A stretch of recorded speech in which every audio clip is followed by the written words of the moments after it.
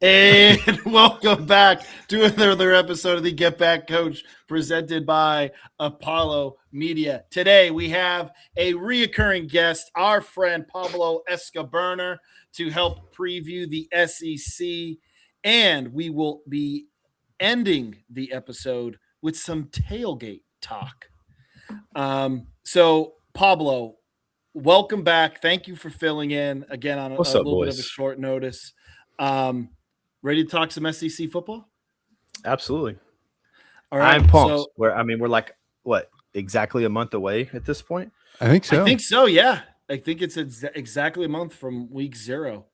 But yeah, it's like one of those things where I would kill for Ohio versus Toledo right now. Oh, 100%. Yeah. Just give me something. And I'm Something. watching it Exactly. every snap. Yeah. Baseball's taking me too far or so far. Yeah, and what we were saying like last week, the World Cup tided us over a little bit. Right. But we need gridiron football. Proper football. We need proper American football, pads, helmets, go routes, some idiot running a fade in the red zone like that we don't need. We need all these things back. Yep. So glad we're about to get started with this. Yeah. And Pablo, like Jake said, thank you so much for joining us. Really excited to talk a little bit of SEC ball with you. Yeah, absolutely. So Looking forward to it. Again, I think we could probably put them together, but who are the contenders coming into the season? Like, I believe it's the usual suspects, right?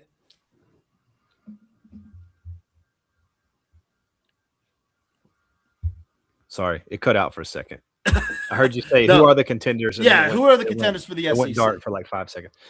That's right. I mean, it has to be Georgia and Texas, tier 1A. And then you could tell me like 6 teams, below that realistically that, could compete. But yeah, I think you have to start with those 2. Yeah, it's going to be interesting to see what happens with Texas this year. I think a lot of people are expecting Arch Manning to take a big step forward again. Showed some flashes there at the end of the season. Obviously, with Georgia, you know what you're getting. Just a powerful defense. Gunnar Stockton back at quarterback for the Bulldogs. Definitely 2 teams that we know are going to be elite. You wonder what Alabama is going to look like. You wonder what OU is going to look like. Does Mateer being healthy all season, does that make a difference? Tennessee is in the conversation, but maybe not as much as the past 2 years. A&M's coming off of a playoff run last year. Lane Kiffin, obviously the shiny new guy at LSU, and the simmering beef, I guess we should say, with Ole Miss. Going to be interesting to watch how all those storylines play out, but I think I agree with you, Pablo. Texas and Georgia are the clear-cut 2 contenders at the top of the conference right now. Yeah. So is Alabama are they out of contender? And is this the first time we're talking about Alabama and not talking about them as like a clear contender for the conference?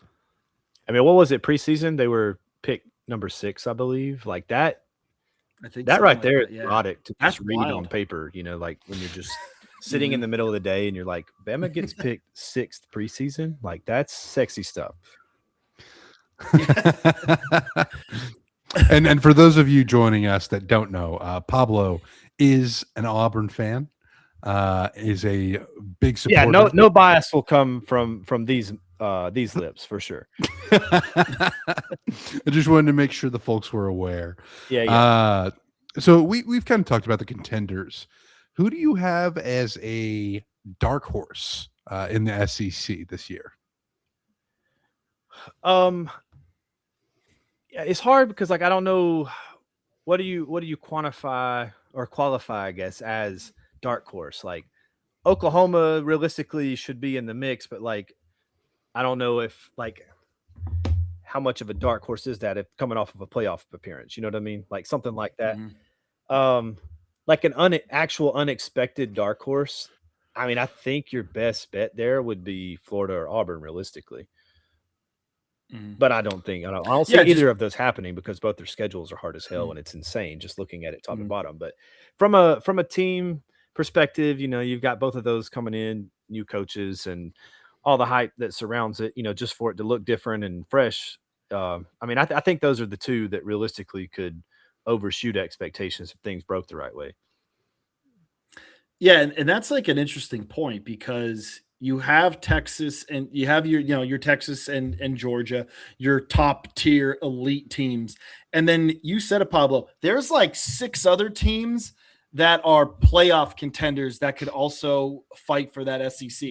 So like again, I was thinking Oklahoma technically dark horse just because they're not at the top level. Right. But I also understand what you're saying is like what you're saying, like how much of a dark horse is it when they just made it the playoff? Right. But Florida and Auburn though would be the true kind of dark horses, right, just because they have the ability, they have the talent, to probably do it. I think if I had to really dig deep for a dark horse here, I might look at the South Carolina Gamecocks. You get Lenore Sellers back, and obviously last year was. Yeah, I think that's definitely a fair option. Mm-hmm. I mean, it was extreme. Like, I think a lot of people had them pegged as a contender last year, right? And obviously disappointing into the season. You give up one of the biggest halftime leads in program history, which I was in attendance for that game. That was fun to watch. You just have to bring that out there. But I mean, Lenore Sellers, you expect him to continue to improve. And if he takes another step forward, like I still think South Carolina can be a very dangerous team. And you have, I mean, and we all know watching this sport. I mean, if you have a couple game breakers on either side of the ball, I mean, who knows what could happen any given day. And I mean, you have Sellers at quarterback, which is obviously the most important position. You have Harbor, who's an absolute freak at wide receiver. It's like that. Any game that could bust open. And then when you have an elite pass rusher, anything's on the table. So Dylan Stewart obviously is going to be having a lot to say when it comes to that department. Yeah, and those 3 positions, right? Like you get the quarterback, the most valuable ones in today's game. I mean, it is crazy. Yeah. So yeah, that would be my 3, because like the other one I would consider in that like group of teams that's like below the top half of the league preseason would be like South Carolina right in that range with Florida and Auburn. Missouri also kind of in that range, of like top 25 good potentially, but I believe Missouri wins anything when they finally do it. Yeah, and I personally still have beef with Missouri. It feels like they post that picture of Josie going for a touchdown in the background every year we play them, and I just not thrilled when I see that. So it's been great for my soul the past 2 years to see A&M dismantle Mizzou. Mm-hmm. I like what you said, what you guys talked about South Carolina. Those are legit game breakers. Like those 3 dudes, Stewart, Harbor, Sellers, all game breakers that can like literally take over. So I wasn't even thinking about South Carolina for that. And yeah, that's a pretty good toss right there. Can't forget about Cocky. No, can't forget about the Cocks. So Pablo, next up, I feel like, every college football season, there are going to be teams that, that disappoint. Okay. For example, in the Big Ten, my Nittany Lions last year, which I don't want to talk about. Is there a team going into the SEC that you look at them and you think, hey, there's a lot of hype. However, this could go south? Man, it's hard to imagine Georgia or Texas falling off. And obviously, if they're not like making the playoff, you're not meeting expectation. But if they're 9-3, it's not like a crazy fall off. Man, that's a hard question because of the team, just the quality of the teams up there. But again, these schedules are going to be hard with this 9-game conference schedule. Realistically, just from a historical perspective, Jay's like trembling because he thinks Texas A&M's never won anything. But no, it's not A&M. So Ole Miss, I could see like they have a lot of hype because of how they ended the year last year. But like I could see that being the team that get in a couple close games and things don't break their way, and it's like, wow, Ole Miss being 8-4 feels crazy. Once you're at the end of the season. Yeah, no, I could see that. I don't know. So here's my thing. Is there any worry over there at LSU? I don't think they win the conference, but I think they're definitely, I think the floor is so safe with Lane at LSU that Yeah. I just it's hard for me to imagine it being just like an abysmal failure. I mean, just the talent. You got Levitt coming in. I mean, Lane in Mhm. general. We all know that So program when it's clicking halfway at all. Like it's just so damn good. right. The one thing I worry about with LSU is the offensive line and the depth Yeah. they have at that position. I think that could be an issue. But Lane, like you mentioned, man, the floor is so good with him, just because he's able to scheme around things And like that's that the thing. happen. It's like that's if there's one coach I would trust to figure out how to maximize his team, even if the O line's not as good, like Mhm. it's that guy. Yeah. Mhm. One So team that. Sorry, here's go ahead, Jake. no, sorry, really quick. Here, because I was thinking about this all day. Here's my worry with LSU. Okay. They play Clemson to start the year, and Clemson, is not the Clemson, doesn't look like the Clemson of old. But LSU has all these moving parts going on that, like, if they're not clicking early, and let's just say Clemson upsets them, okay, you're 0-1. All right, you beat La Tech. Now you have that toxic game against Ole Miss. Yeah, that could set your whole Okay. tone for the season. Yeah. Exactly. So now let's just say they go 1-2. And by the way, you're 1-2. Now you have to play Texas A&M. Yeah. Yeah, that's So rough. That's a rough potential that's start for sure. exactly. So my thing is, and again, I think at the end of the year, LSU can be Yeah. clicking. Like I think LSU can look like how Indiana looked at the tail end of Yeah. last year. Because remember, Indiana struggled a little Yeah, I mean, bit they in had the some first half, yeah. like in the first couple games of the year. So I don't know. I think LSU is going to click late, but man, they have a tough go in the beginning. That's kind of what I was thinking of. Hey, if things don't break good for them or break well early, No, they could be in for a schedule long wise, season. contextually, I mean, that's going to be important with a lot of these teams, to view Mhm, that same way. That's what I mean. I haven't really mhm, looked top to bottom with like how most of these schedules and like, how they're falling month to month. But yeah, that's a mhm. good point. Yeah. Here's one for you. Anyway, Jay.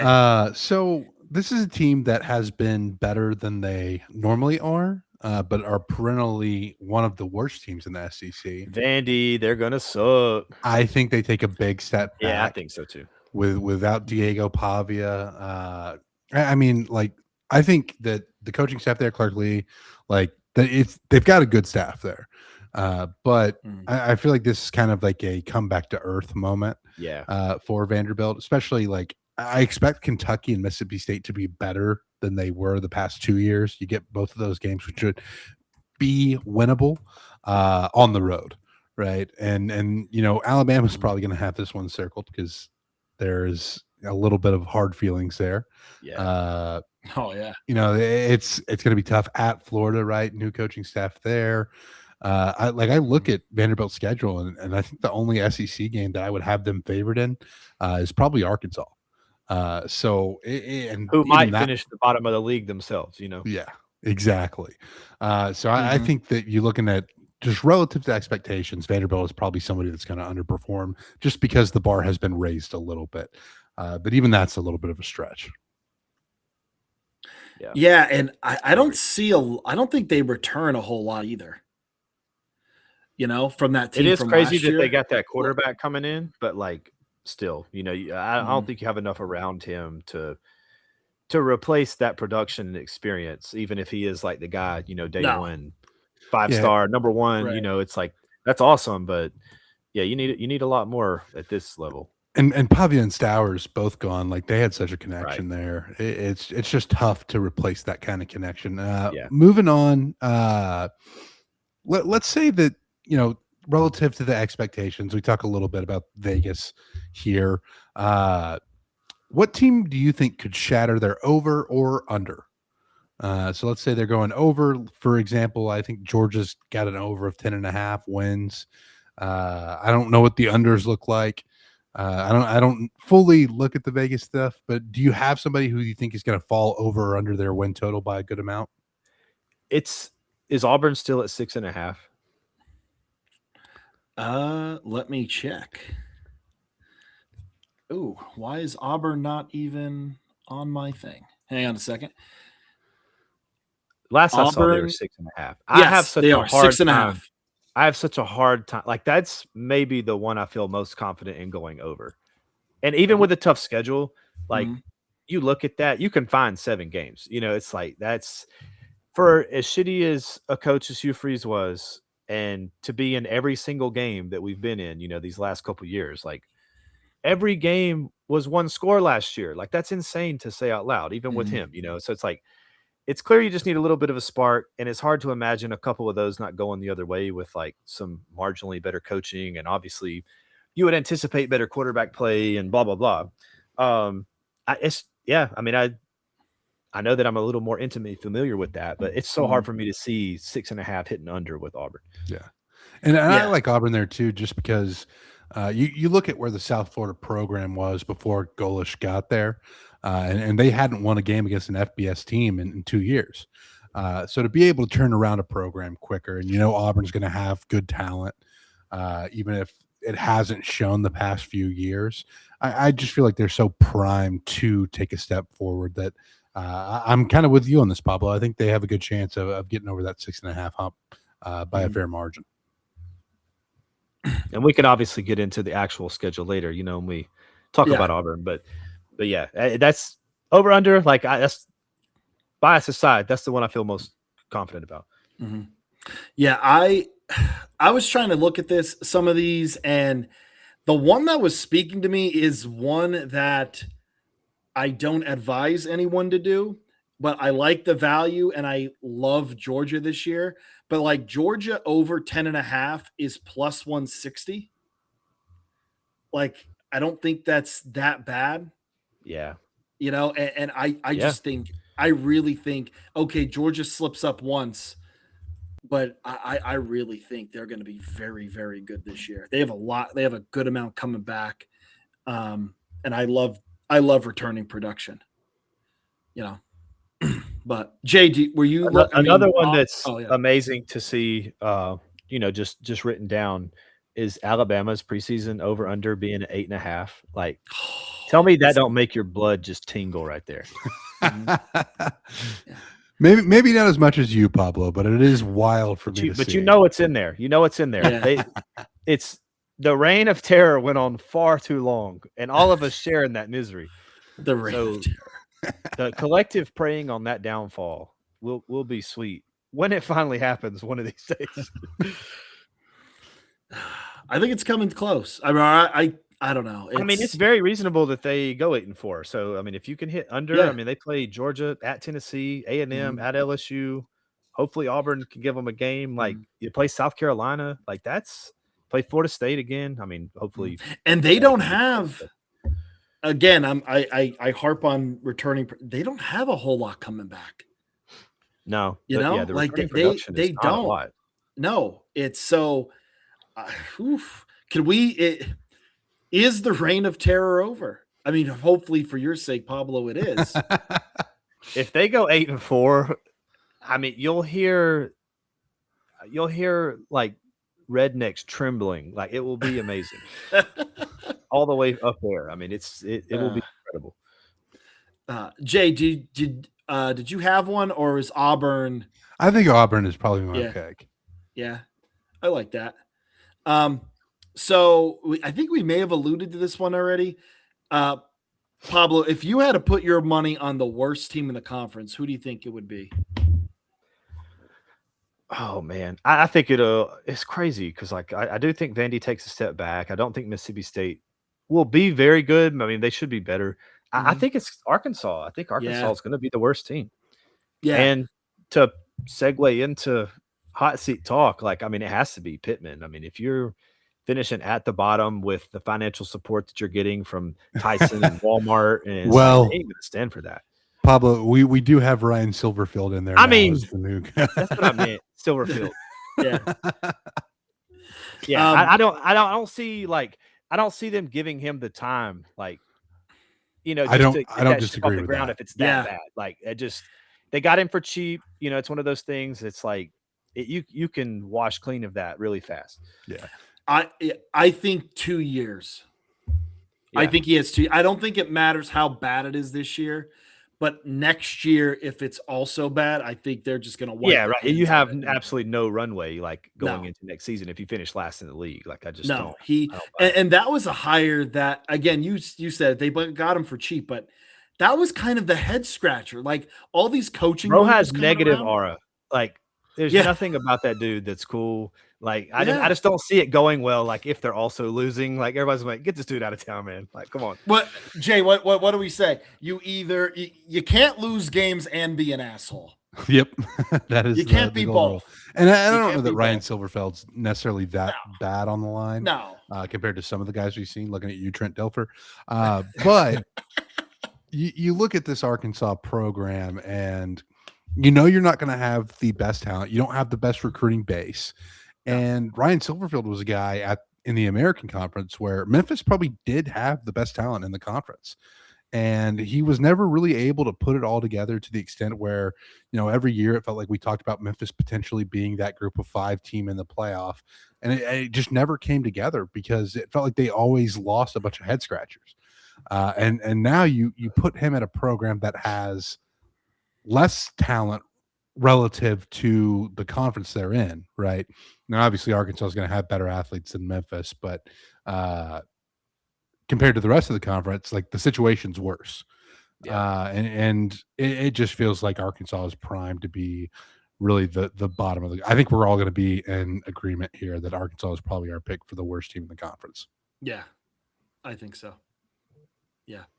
I mean, which is kind of a shame because those fans are like very loyal. And it wasn't that long ago that Pittman kind of had them rolling for a year and a little bit, Yeah. Yeah. Well, and Pittman was the guy that was extra likable. I feel like yes, everybody wants to And grab that's the a thing. cold Like beer with him. there is a cult of Yes. personality that leaves with Pittman. So that's what I'm Mhm. saying. Like I just don't think that's a guy you're okay with. Like, all right, man, he's likable. Like everybody, the players like him. Like I Mhm. just don't see that vibe going off as No. well if this just Yeah. doesn't get off the ground. Dude, Yeah. so Sorry, like Jay, you go. no, you're good. Like Ed O is the defensive line guy that's like that cult of personality. Yeah. Sam Pittman reminded me a lot of Ed O, and that he's a guy they're very that's similar in that way. Mhm. Absolutely. players like playing for him, super likable, can recruit decently, but obviously LSU has a little bit better base to pull from than Arkansas does, and just not ever able to really put it together. It's just tough, and the SEC is only getting tougher. No, yeah, it's Arkansas's one of the toughest jobs I think in the country because it's not like Vandy in Kentucky where like you can get away with being bad. Like Arkansas wants to be good. Right. Like they want to be. I mean, the thing is, they want to be 8 wins, 9 wins. Like that's where they want to be, and it's just very hard to get there. We're like, okay, Vanderbilt and Kentucky. Well, they're not the biggest ticket in town, so okay, it's okay if they go 6-6 or have a losing season one year. Where like Arkansas is striving to get back to the wild hogs of the 2000s. Yeah, and it's tough. Like in this NIL era, I mean, when you have teams like, I mean, in Missouri in close proximity to Arkansas doesn't help because like Missouri has obviously been consistently better. With that whole thing going on. So it's like, there's always going to be that little angle there. And then when you have this NIL world and you have like Vandy doing well and Kentucky, doing pretty well, like you just don't have as much grace because that pressure cranks up when you're a school like Auburn or Florida or, to a lesser extent, slightly, Arkansas. You just don't have that time and patience, that you previously would have gotten at some of these jobs. Yeah, and I also think Arkansas is harmed by OU and Texas joining the conference, right? Yeah, Two absolutely. more Hitting programs ground from running, bordering and they're states. already like big powerhouse schools anyway. Yeah, that's tough. No. Well, moving on. Obviously, we talked about Ryan Silverfield as a new coaching hire. Sticking to that topic, Pablo, who do you think made the best new coaching hire coming into the season? Again, I'm gonna follow up with my boys. Like, I mean, it's because of, and I say Alex Golish because Auburn needed a cultural reset more than anything. Mhm. It's like you had, like, it's crazy. And me and some of my friends were talking about this earlier today, that it's like Harson doesn't even bother me anymore. Hugh Freeze was that bad, like, which is crazy. Like, that wasn't even that long ago, right? Like, Mhm. and it's just like the culture got so bad, and just the team and the performance, and obviously the coach is not a likable guy, comes with all the baggage and blah blah blah. So, I mean, just that cultural reset. I mean, I think they knocked it out of the park with that. And to be honest with you, like, I was very shocked when it happened. When it got announced, I was like, oh my god, like, I don't feel like we messed this up. And then since he's been in the fold, I mean, I absolutely love hearing the dude talk. Just talk about football or press conferences, like, very intentional, deliberate, process driven, like, smart guy. And players seem to like him. So I genuinely think, of the new hires, like, that's the one. And I mean, I wouldn't fight you, if you said Summerall. Mhm. That was going to be mine. I kind of not poo-pooed it, but I I don't know. For some reason, I just can't get over like Florida and Auburn. Like because I feel like the last couple of years they haven't really made the best coaching hires, or Right. they've never panned out. But looking at Summerall, I really think Summerall. I think he can get Florida back to at least where they're relevant again and at You least feel ranked. competitive. Yeah, you're not Yes. going into these big games like, well, we're still not Yep. one of those guys. Yeah, I Yep. agree. I think so too. Yeah.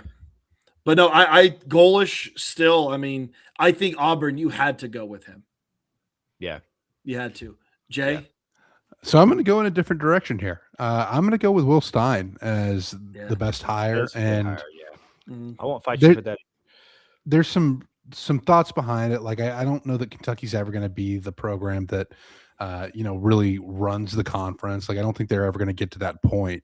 But Pablo, you talk about a cultural reset, right? Like you go from Stoops, who there were Yeah. times where it Old felt like, school defensive guy, Mhm. I mean, I made the joke that Kentucky was the Iowa of the SEC for a Yeah. while Yeah. there, and you're going a completely different direction. A young offensive guy. He's a guy that has spent a lot of time in the state of Texas, so he has some ties there. Has coached at Lake Travis High School, spent some time as a quality control assistant at the University of Texas. Has been at UTSA. Obviously, the past few years has been the offensive coordinator under Dan Lanning at Oregon, and we've seen the steps that program has taken. Dante Moore really having a great year last year. But I think this is a great hire because you look at it and I think this may be some of my nostalgia playing in, but I think of Kentucky as like a team that likes to air it out, right? Yeah. Before Stoops Yeah. got there, like you go back to the Hal Mama years, like this was like the birthplace of the air raid when Leach was there. Mhm. And I think that getting a younger guy, a guy who's inventive, a guy who's going to bring some energy into that place was a great decision for Kentucky. I think he's going to be able to recruit well.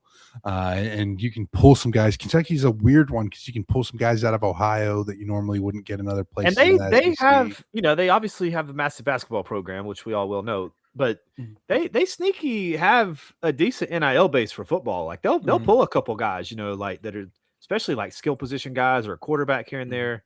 And I bet if this looks good, year one, then I bet they get a good portal quarterback next year. Yeah, and you look at like again the chops that Will Stein has and the way he's been able to develop. I mean, look at Frank Harris at UTSA, right? Like, and what he was able to do for that program. And so a quarterback comes in and sees that and sees the pedigree and again a younger coach. He's a guy that's from the state of Kentucky, played his college football at the rival in Louisville, but he's a guy that I think if you're a Kentucky fan, you're excited to see what he does there and this could obviously go poorly because we haven't seen him as a head coach. We don't know how it's going to work out. But I just think this was a great risk for Kentucky to take. And that's why I had him as my top hire in the SEC this year. Yeah, and Good pick. Jay, they're a team that can take that risk. Exactly. Like they can. Like you can't. Yeah, you I could don't afford think. it that. Right. You can afford that. You can afford to be like, hey, all right, we're 4-8. All right, we're 5-7, and then we're building. We're building. Where I feel like at Florida or Auburn, you The can't really expectation take. is to win right More away. immediate pressure. Yeah, Yeah, exactly. there's more pressure there. But yeah, that's. I think we're all. No one said Lane. Nope. Nope. I'm not. I mean, and some of that comes with the baseline of expectation, right? Like, Yeah. I expect him to perform well and LSU to land a guy like that. So, like, just from a relative sense, it's like, well, yeah, of course. Like, I think LSU and Lane makes a lot of sense, but from what teams need, like going from where they were to where they need to be, kind of thing, like the Right. delta is greater at these other schools. Yeah. No, I get it. Pablo, we're talking about coaches that are coming in. How about coaches that are on the hot seat? Who do you think has the hottest seat in the SEC? The hottest seat to start the season. Let's see. Gosh, man. I mean, the ones that there's a lot of new hires at some of these schools. I mean, so I was thinking Shane Beamer. yeah, I was about to say, because if they don't do well, like to Jay's point, if that being the dark horse, like if that is your expectation of we're going to be a contender, then if they don't perform well, I mean, aside from Arkansas not getting off the ground, like I don't see Lebby at risk. Obviously, Will Stein is going to get grace. Clark Lee, they're not giving up on him. Golis just got hired. Summerall just got hired. Like, it's got to be Beamer. It has to be. Yeah. I do think Lebby is on. I think his seat's very warm. I think if they put out another stinker this year, I think they'll go in a different direction. But like Beamer, I think his floor is just so low because like you have 8 or 9 wins, but then there's 4 wins, and then there's 5 wins. It's like your bads are bad and your goods are good. That's solid, Right. So I think if he goes with another dud or maybe even a 6-6 year, I could see him getting canned. I did see something online, and I wish I wrote down who said it, but it's like South Carolina. You never move up when you go to South Carolina. Yeah, I saw that too, and I don't remember who He said it. And I don't know who said it. I don't know if it was Bud Elliott. I think it was Bud, actually. I think it was Bud Elliott. Yeah. He said, like, South Carolina is the job you get to get fired and you get a big payday and then you go somewhere else. Yeah. Because again, South Carolina isn't the easiest place to recruit either. You have just a lot of competition there, and that program just never, like, I don't know. It's just hard. I think it's hard for them to get to the next level. Yeah, I agree. And so obviously I think Beamer is the guy that, just because of the nature of it, is the hottest seat right now. Mm-hmm. But I do want to look at some other programs that maybe have some hot seats. You look at a place like Ole Miss, right? They hired Pete Golding as the interim. Now he's the head coach. I think there's always a little bit of a shorter leash in that type of situation. If things go really poorly for the program there in Oxford, I think he's a guy you look at. Honestly, guys, like if Texas has a bad year, if they don't fulfill those expectations, it's one of those kind of things. I mean, it's reasonable to consider. Like if you're spending that much money and the expectations are that lofty, and you're like, guy, you can't get us over the hump with all this. Like, yeah, that'll get loud. Like a James Franklin situation. Yeah, yes, exactly. you got a Manning in there. Like you're expecting to compete for national titles, and this is just the differences in expectations, right? Right. I don't think Sark is a bad coach, but if you disappoint again, and last year was a disappointing year for them, right? Like if you miss the playoff again, I think those conversations start happening. Yep. Yep. Can I say something about Texas? Okay. That and I don't want to offend anybody. I don't think I'll offend anybody here. But like, here's the thing with Texas. They throw stupid amounts of money around. Yeah. Okay? Like stupid amounts of money. Like, and the South in general throws a lot of money down. But like, I'm seeing like different reports that like their NIL budget is like 50, like it's like 50 million. Yeah, it's like crazy. And like Ohio State had like 20 million 2 years ago. They got all the cars out front. They got all the money. It's like you have to get to that next level. Like you have to break through, and they're just not doing it. You know Yeah, what I'm when your saying? financial competitor is Ohio State, who is constantly breaking through, you kind of Yes, have to. exactly. Like again, I don't want to bring everything to Penn State, but it's like I can at least sit back and be like, hey, we got money, but we don't got that money. Right, So yeah, it's like it's a difference, yeah. there's like we don't It's have how it's that. similar with, like, how Auburn that's how I feel at Auburn, it's like, Yeah. I know we're in, like, the top 15, maybe top 10 most years, like, Mhm. throwing money around, especially if things are going well, but we ain't got that kind of money. Yeah. When you're looking at Texas and they're like doubling your NIL budget, Right. and that's the money that's potentially on record, Yeah, exactly. you The know, recorded like money. and again, Sark is he's a good coach, no doubt. I'm not trying to, but like, he's another guy that I almost feel like, he has some of the James Franklin in him too. Yeah, That right. He like might, he really like might. everyone kind of pointed at James Franklin, and it's like, there's this guy over here in Texas who's getting even more money, who's has all these resources and hasn't broken through yet. So Right. I don't know. If they go down early and lose a couple games, Jay, like I do think that Yeah, is it could definitely a get really loud. possibility. Now, I will say I'm going to stay away from the money side of this conversation Yeah. because A&M Yeah, throws quite a bit of money too. I really Mr. think the Oil state money. of Texas in general, right? You look at what Texas Tech has done as well, Yeah. with their NIL money. So I think it's a statewide thing. But Hold on a sec, boys. I gotta go run upstairs real quick. I'll be right back. I'll carry this. That's thing. okay. Yeah, You're good. we'll keep it rolling. Hey, listen, that's the thing about live podcasts. We Yeah. adapt, we overcome, we push through obstacles, we deal with adversity, and we're grateful for the opportunities Yeah. to improve because of it. But Jake, so we've talked about Beamer. I think he's clear cut hottest seat. I brought up Golding. I brought up Sark. I think you go north across the Red River, and listen, I know OU had a good year last year, but just with what that program expects, again, it's the expectations, right? If OU has a bad year, if they come crashing back down after the playoff appearance, I think he's another one who could end up a little bit of a hot seat. And I think, that's about as hot as it gets, because like we know Kirby Smart's not going to be in trouble. We know that Lane Kiffin's going to have some time. We know the new coaches, John Summerall, Golish, Silverfield to an extent, Will Stein, they're all going to have time. I think Vanderbilt's over the moon with what Clark Lee has done there. And Venables, Venables would have to be like the wheels fall off early. Yeah.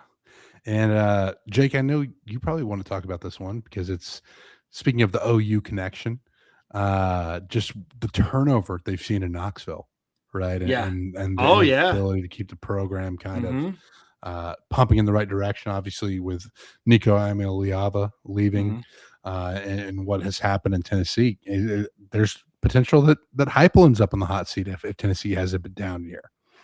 No, here's the thing. I think Tennessee would be foolish to do that.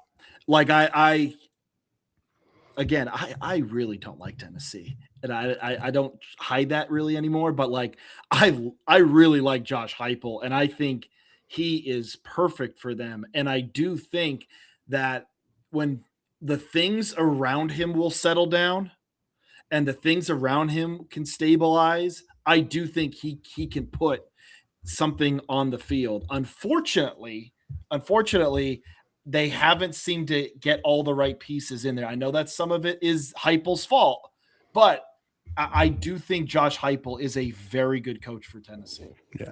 And obviously I've talked about my bias there growing up as an OU fan, watching him win there and having been recruited by him. I'm a fan of Heupel. I think Lebby's seat is pretty hot, to be honest. I do too. Yeah. Like, especially like if Kamario Taylor doesn't take a step forward here, I think that seat's going to get hot there in Starkville. But we'll see. I mean, that's the other thing about the SEC, dude, is opinions change in a heartbeat. It's kind of wild to watch. Yeah. Not the most reasonable set of fans for sure. No. Fan Everybody is wants to short. be somebody. Yeah. Yes, exactly. Everyone wants to be somebody else. Pablo, is there an individual player that you're excited to see? Um, I'll get this one out of the way. Byron Brown, I want steady quarterback play and like just electric. I'm gonna run through your damn face quarterback. Like just that gives me chills. I just can't wait for that first time. It's like 4th and 1, and we're like on our own 40, and they're just like, fuck it, we're going for it. And he runs through somebody's face. That's gonna be awesome. Um, so I am looking forward to that. Outside guys, like, man, the tail end of last year, like I don't think I enjoyed watching a player more than Trinidad Chambliss. Like Yeah. that Mhm. dude, that's just a fun quarterback to watch and a fun offense. It's yeah. I mean that I love watching that guy play football, even though he is 37 now and he still gets to play.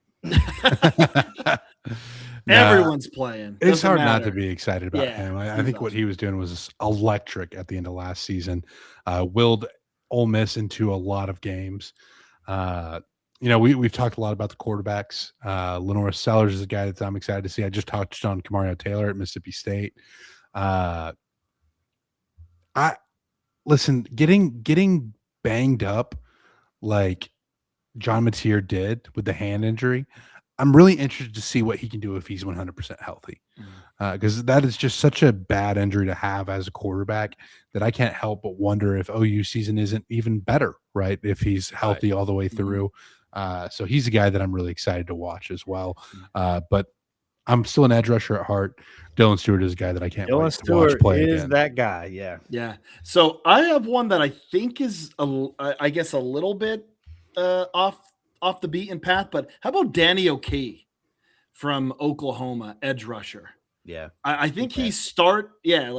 I think he is starting. I mean, he came out last year, but I think that's a guy by the end of the year, we're going to be talking about him a lot more. Yeah, and again, that Brent Venables defense, it was fun to Mhm. watch them play last year. Yes. That was the first year I think since he's gotten to OU that it really felt like a Brent Venables coach Oh, yeah. defense. Yeah. And I'm excited to see if they can kind of build off that momentum. Danny O'Kay is a guy that I'm excited to watch as well, Jake. Mhm. Oh, yeah. Let's see here. All right, Pablo, it's your time. Why should we be excited about Auburn? If you're not going to be a championship contender immediately, you need to be fun to watch. And I think that from what we've been watching, which was an offensive guru of a decade ago, that puts up yards, puts up numbers, and just failing over and over to come through in the clutch and, win some of these close games against some of these more defensive minded coaches, like you could tell he was just out of his league when he was up against Elko, when he was up against, Smart, just these defensive guys, like it just, and Venables, he just didn't have it. So I think it'll be exciting, and the playmaking, obviously at the quarterback position, just kind of changes the calculus a little bit. When that dude has the football in his hands all the time, that obviously, you can make something shake. So defense returns a lot. I mean, they lost, a couple secondary pieces. The corners were commanding high NIL ask, with the new staff, and they were like, we got a pretty deep cornerback room. We can get a portal guy, and ended up getting, a couple dudes in the portal. So that'll be interesting to see how the secondary shapes up. But, they retained the 2 freshman safeties. You get Champ Anthony back off of the leg injury. Xavier Atkins, first team All-American last year at linebacker. And they leaning into a lot of the youth, especially on defense. So some of those guys that should take a big step, like former 5-star Jared Smith off the edge, or former 5-star Malik Autry at defensive tackle. There's some talent, that's not really budded quite yet that could make a lot of noise, like with another year under their belt. I love it. I think you've convinced me. I think that. Auburn over. I think you might convince me for the Auburn over. No, and listen, I will say, looking research and stuff like that. besides the goalish hire, I don't know. I just kind of haven't been following Auburn. So I do like, when you come on so you can give us at least your take Yeah, for and a I mean, I team think that it's I a don't big usually deal follow. that they were able to hold on to Durkin, like, Mhm. and then retain, specifically that front seven, those safeties that, come up in the box a lot. Like, they were one of the better run defenses in the country last year, and you brought pretty much everybody back that mattered with that. So, I mean, Mhm. I think that has to count for something. And I Mhm. like Golish's mentality to complement Durkin more so than Freeze, because Golish is, wide open, go fast, try to hit big plays. If we go 3 and out, we go 3 and out. But like, I also want you to play that aggressive on defense. So we create more opportunities, create turnovers, create short fields Mhm. over the course of a game. Like, that explosion factor on both sides of those balls, like it has to catch up. Whereas Yeah. like last year, it felt like the offense was so timid to like stay on the field and just like not go 3 and out that it actually worked against them more times than not. Um, and I just think that the coaching mentality on both sides of the ball, like, it looked like two different teams when they were playing last year, Yeah. like there's no way this is the Mhm. same coaching staff, right? And I think you'll see more of that being a complementary thing with like the way Golish is for offense and Durkin, matching that on defense. Yeah, and we talk often about how important complementary football is, but moving on, one of the biggest announcements of the offseason, Pablo, was that the Big 12 is now the Monster Energy Big A 12. monster. What a If deal. the SEC got a sponsorship like that, what would it be? Oh man, it has to be like Chick-fil-A or Waffle House or Buc-ee's. Like Oh, one of those three. Like, that's I think I think Waffle House. I think that's a short list, and Yes. it's hard to go past those three. Yeah. The Waffle House SEC is, I think, just perfect. Yeah, that's amazing. I mean, for folks that don't live in the South, they don't know how important Waffle House is to your local towns. I mean, it is the hurricane warning system. If the Yeah. Waffle House is An closed, actual thing. Yeah. get the hell out of there. Yeah. Hey, we do have Waffle Houses up here. Just letting you know. But I know they're not as prevalent.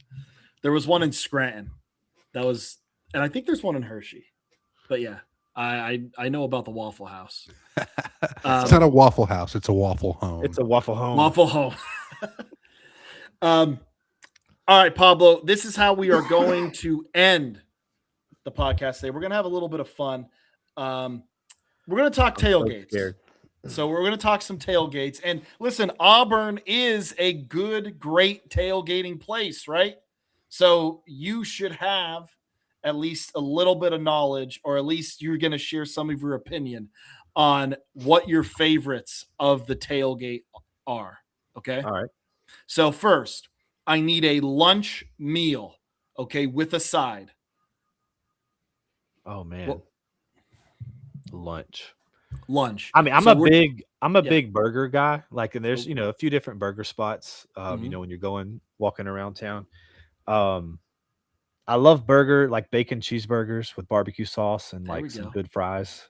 I'm a big fan of pasta salad if you can get it somewhere. Ooh, okay. I love a good pasta salad. You Okay. go to appetizers, definitely knocking down any chips and salsa at any restaurant ever, whether it's Beef O'Brady's or your local Mexican restaurant. Like, I'm getting chips and salsa everywhere I go if I can. And I like cheese sticks, man. I'm a big cheese sticks and marinara guy. All right. Gotcha. All right. So at the tailgate, what is the go-to beverage of choice? I mix it up generally. Like, I enjoy like a tequila drink, a vodka drink. I'll drink seltzers. Like, I'm not a very discriminatory drinker at all when it comes to game days, and that works against me. So, just keep antacids real close. But yeah, I mean, I literally just drink a little bit of everything, quite honestly. Ooh. But I do enjoy like the transfusion type drinks and stuff like that for a refreshing game day. There we go. Yeah. Good stuff. Or like, lemonade with the vodka spiked in Yeah. it, like actual Tumors lemonade. Like, that's good stuff. Tumors. Yeah, Tumors Corner. Oh, Tumors lemonade. Oh, okay. Yeah. I didn't get the connection. Yeah, you go get you like a frozen lemonade on game day, and then just pour you some vodka down in that thing, baby. Yeah, a little something. Yeah. We're gonna have a good time. Yeah. All right. It is a noon kick, or I guess 11 o'clock kick your time. I need a breakfast food of choice for the tailgate. I am also a big sausage biscuit guy. Mhm. I love sausage biscuits. Bacon, egg, and cheese. You can never go wrong. Um, and that same goes with like breakfast burritos too. Like I'm a big Mhm. fan of breakfast burritos or Yeah. wake up wraps from Dunkin' Donuts. Like again, I just eat and drink almost everything.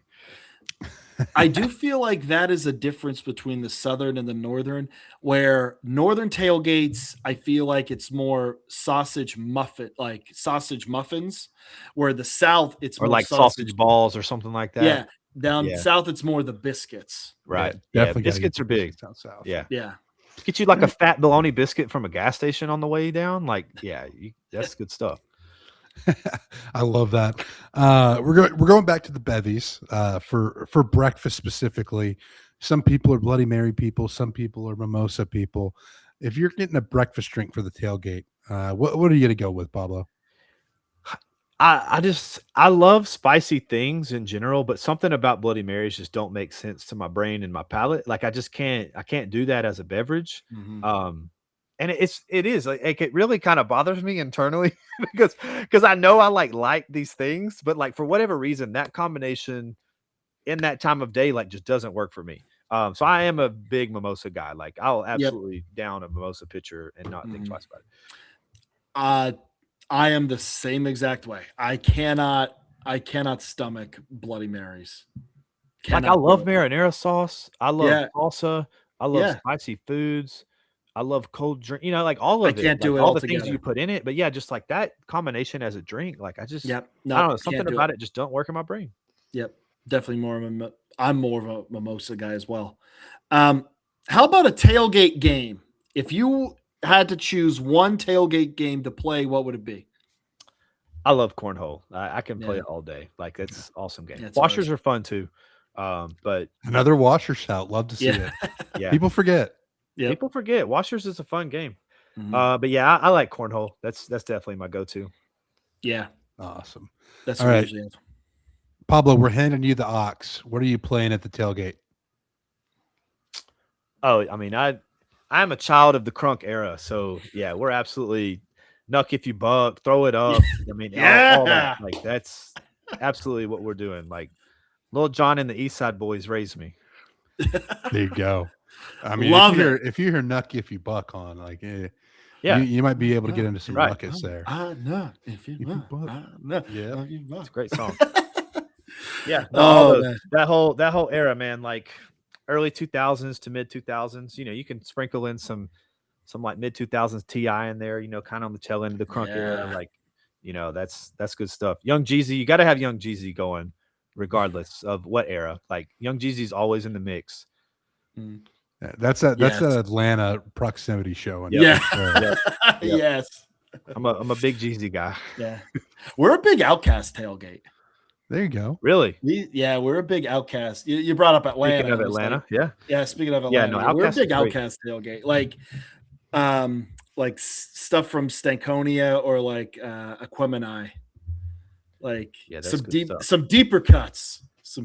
Gasoline Dreams for the people who know. Um, um, Pablo, thank you again for joining us. Yeah, man, this was a Do you blast. want to shout anything? You want to shout anything out before? Yeah, man, we haven't recorded in a hot minute because we typically take the off season completely off and just kind of do our thing. But yeah, Slander U will be off and running here again in a few weeks. And last year we never even got around to conference previews after talking about it because then its season just snuck up on us. But we would like to do that, and so yeah, we'll definitely aim to have you boys on respectively for I would each love conference. to. So that'll be nice to reciprocate that. I would love to. Listen, I knew of Slander U before I think Jay and I started recording together, I believe. It may have been right around the It same was time. around the same time or before like I kind of started interacting with you guys. Right. So Yeah. so yeah, I would love to come on. Yeah, man, that'd be awesome. Yeah. Next week for the listeners, next week, Jay, we will be back on Monday Night Live, 8 Eastern, 7 Central. And then podcasts will be available everywhere you listen to podcasts on that Tuesday morning. So we are back to Monday nights, Tuesday morning for the podcast release. Jay, let's land the plane, good sir. First of all, a big thank you to Pablo once again for joining us on this podcast. We appreciate him coming on to talk a little SEC ball. To all the listeners at home, we appreciate your support. We couldn't do this without you. So do all the things that help us grow as a podcast. Like, share, subscribe, word of mouth. Still the best marketing tactic in the world, in case you didn't know. But thank you again. Make sure to tune in next week, and we'll see you next time. From all of us at the Get Back Coach, have a great week.